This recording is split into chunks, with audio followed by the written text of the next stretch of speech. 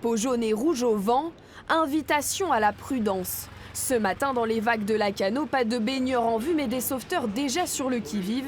Rassurant pour ces touristes, bien décidés à profiter de l'océan dès ce mois de mai.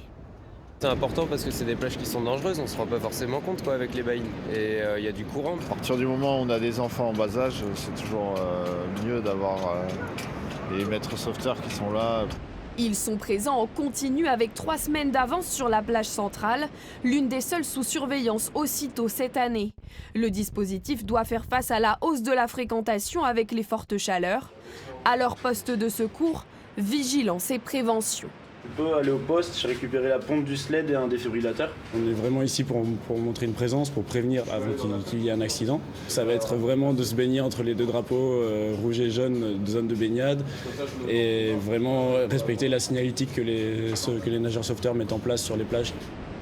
Au total cet été à Lacanau, une 50aine de sauveteurs, 6 postes de secours et 7 zones de baignade surveillées jusqu'aux vacances de la Toussaint.